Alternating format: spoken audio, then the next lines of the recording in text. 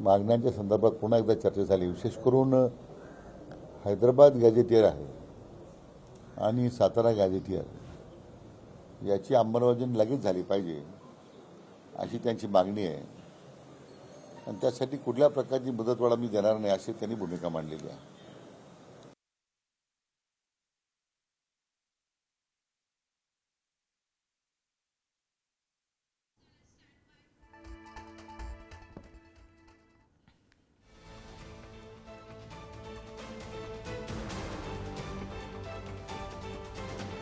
मंत्रिमंडळ उपसमितीमध्ये आता निर्णय आम्ही ठरवलं.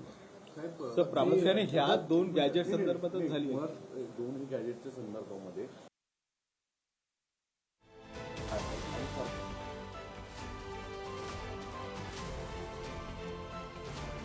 असं आहे की जे काही सॅम्पल्स आपल्याला मिळालेले आहेत, संख्या मिळालेली आहे, आपल्याला नावं नाही आहे, त्याच्या संदर्भात मग कसं पुढे जायचं म्हणून आज आम्ही परत संध्याकाळी 5 वाजता ॲडव्होकेट जनरलच्या समितीत चर्चा होईल. पुन्हा जर आवश्यकता वाटली तर पुन्हा एकदा समितीची बैठक होईल आणि मग मला वाटतं अंतिम प्रस्ताव तो माननीय जरांगे पाटलांना देण्यात येईल. मात्र आज खरं तर रविवार आहे, सुट्टी आहे. मात्र उद्यापासून खरं तर सगळे कॉलेज असेल, शाळा असेल, त्याचबरोबर कार्यालय देखील आहे ती सुरू होती. त्यामुळे असं वाटतं का की पुन्हा मुंबईकरांना मोठ्या त्रासाला सामोरं जावं लागेल? हे माझी मुंबईकरांना विनंती आहे, आपण थोडं आता ह्या प्रश्नासाठी जे आंदोलन होतं आहे त्यांना सुद्धा सहकार्य केलं पाहिजे. कारण मुंबईकरांना त्रास होतो ही गोष्ट सर्वश्रुत आहे. कोणत्या आंदोलनाची कोणत्या शहरामध्ये थोडाफार जनतेला त्रास होतोच आहे, पण तो काही जाणीवपूर्वक नाही आहे. एक विशिष्ट मागण्यासाठी आंदोलन होतं आहे. केवळ मराठा समाज नाही तर कोणत्याही समाजाकरता होईल. मला वाटतं तो एक संवेदनशील प्रक्रिया असते. त्याच्यामध्ये त्यांच्या मागण्या जे मांडतायत किंवा त्या मागण्याला प्रतिसाद सरकार देत आहे याच्यामध्ये दोन्ही बाजूने संवेदना आहेत. म्हणून मला वाटतं की आमचा त्या ठिकाणी जो मराठा बांधव जे आंदोलन करतोय तो सुद्धा जनतेला कोणत्या प्रकारची असुविधा होणार नाही या संदर्भात सुद्धा दक्षता घेईल असं मला वाटतं. ज्या पद्धतीनं रेल्वे रुळांवर उतरणं असेल, चर्चगेट स्टेशन, सीएसटी स्टेशनवर जाऊन अडवणूक करणं असेल, रस्ते थांबवणं असेल, हा जो त्रास दिला जातोय यावर काय तोडगा आहे नेमका? असं आहे, माननीय जरांगे पाटलांनी स्वतः आवाहन केलेलं आहे मराठी बांधवांना की अशा कुठल्या प्रकारचा अनुचित प्रकार तुम्ही करू नका, जनतेला त्रास होईल असं करू नका. मला वाटतं त्या आव्हानाला प्रतिसाद देऊन लोकांनी अतिशय शिस्तबद्धपणे आपलं आंदोलन सुरू ठेवलेलं आहे. त्याच्यामध्ये काही उद्योगी मंडळी असतील की जे विनाकारण आंदोलनाला बदनाम करण्याचा प्रयत्न करण्यासाठी सुद्धा आले असतील किंवा त्याच्या या सगळ्या परिस्थितीचा गैरफायदा घेण्यासाठी सुद्धा आले असतील तर ते समाज बांधव त्यांचा बंदोबस्त करतील ना. त्याच्यामध्ये मला वाटत नाही आणि स्वतः ते जरांगे पाटीलच सांगतायत. मला वाटतं त्यांच्या आव्हानाला निश्चितपणे प्रतिसाद मिळेल याच्याबद्दल आमच्या मनात काही शंका नाही आहे. जरांगे पाटील असं म्हणाले की बैठका सुरू आहेत मात्र अंमलबजावणी होत नाही, उद्यापासून मी पाणी सुद्धा बंद करतो. नाही असं आहे की म्हणून त्यांनी जी मांडलेली भूमिका आहे किंवा आमच्या न्यायमूर्ती महोदयांच्या समोर त्यांनी जे काही मुद्दे उपस्थित केलेले आहेत म्हणून आम्ही आज बसलो ना. म्हणजे रविवारी आम्ही सुद्धा काही सुट्टी घेतलेली नाही आहे किंवा कोणी मंत्री महोदय गावाला गेले नाहीत. यासाठी आम्ही सगळे एकत्र बसलोय. पुन्हा आज ॲडव्होकेट जनरल साहेबांनी विनंती केली रविवार असताना आपण वेळ द्या, मग त्यांनी आता 5 वाजता वेळ दिलेली आहे. यासाठीच आम्ही सगळे एकत्र चर्चा करतोय की मार्ग निघावं. राजकीय नेत्यांच्या भेटीगाठी शरद पवार यांचं एक विधान होतं की शासनाला त्यांनी अशी टीका केली की 72% द्यावं, केंद्राने या संदर्भातली मंजुरी द्यावी. परत हे विधान करून अजून काही मतप्रवाह बदलायचा प्रयत्न केला जातो का? घटनेत बदल करून हे केलं जाऊ शकतं असं आहे. सूचित केलंय. मला शरद पवारांचं नेहमी आश्चर्य वाटतं की ते राज्याचे 4 वेळा मुख्यमंत्री होते. मग 94 साली मंडल आयोगाची अंमलबजावणी करताना त्यांचं हे काय लक्षात आलं नाही की आपण त्यावेळी मराठा समाज अंतर्भाव करा म्हणून. 10 वर्ष केंद्रामध्ये मंत्री होते, त्यावेळी केंद्रामध्ये युपीचं सरकार होतं, राज्यामध्ये युपीचं सरकार होतं. 10 वर्ष त्यांना समजलं नाही का, लक्षात आलं नाही का त्यांना की घटनेत बदल करून देऊ शकतो आपण. कारण मराठा समाजाची मागणी आरक्षणाची आज नाही ना, ती जुनीच मागणी आहे. म्हणजे आपल्या स्वतःकडे ज्यावेळी जबाबदारी होती त्यावेळी ती जबाबदारी पूर्ण केली नाही. आज या प्रश्नावर आपली राजकीय पोळी भाजण्याचा ते प्रयत्न करत आहेत. हे दुर्दैव आहे. एवढ्या मोठ्या ज्येष्ठ नेत्यानं त्यांच्याकडून अपेक्षा नाही आहे.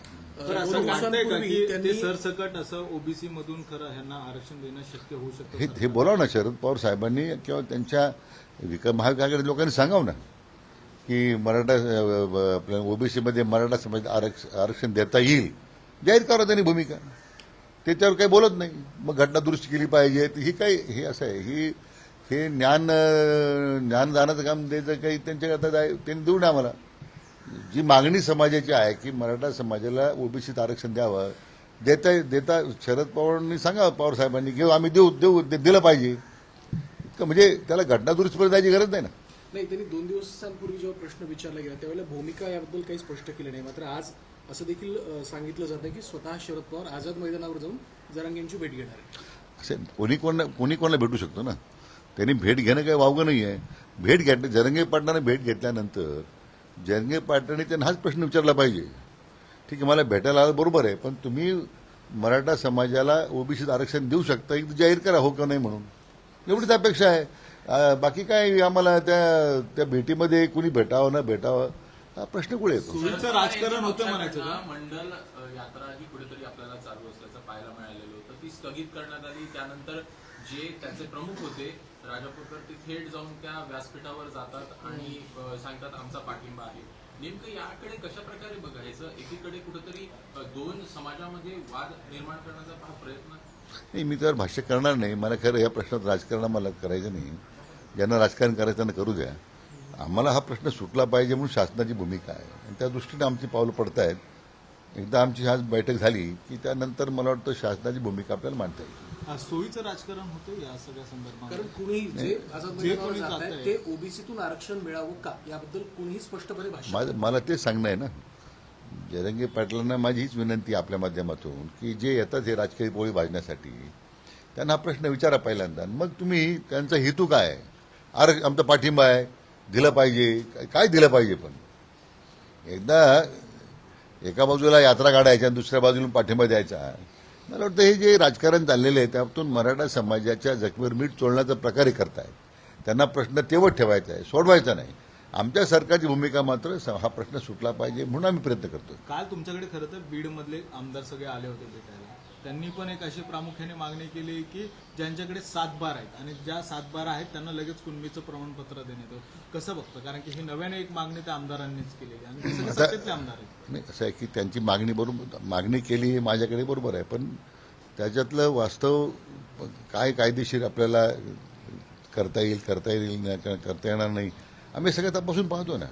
आलेल्या सगळ्या सूचनांचं स्वागतच आहे. शेवटी हा प्रश्न सुटला पाहिजे म्हणून आमचा जो प्रयत्न आहे त्याला अशा काही सूचना येत राहतात वेगवेगळ्या माध्यमातून त्याचा आम्ही नेहमी विचार करतो. पण कुठेतरी राजकीय आरक्षण मिळावं यासाठी हा सगळा खटाटोप सुरू आहे का? कारण शैक्षणिक आणि सामाजिक आर्थिक आरक्षण नाही, मला वाटतं आता या सगळ्या विषयावर राजकीय आरक्षणासाठी चाललंय असं स्वतः चंद्रकांत दादा पाटील म्हणाले. नाही, चंद्रकांत दादा आमच्या समितीत काही चर्चा करताना मुद्दा मांडलेला नाही त्यांनी.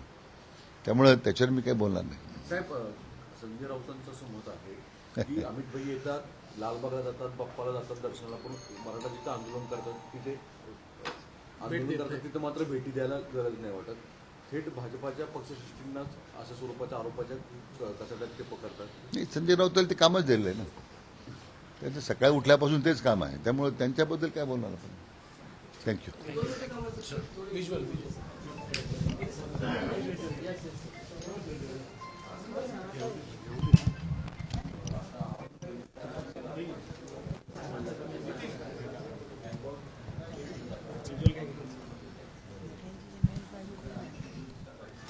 तर आवश्यकता असल्यास पुन्हा एकदा बैठक घेणार अशा प्रकारची प्रतिक्रिया राधाकृष्ण विखे पाटील यांनी दिली. आरक्षण देण्याबाबत कोणते पर्याय आहेत या संदर्भात विचार सुरू आहे, तो निर्णय देणार.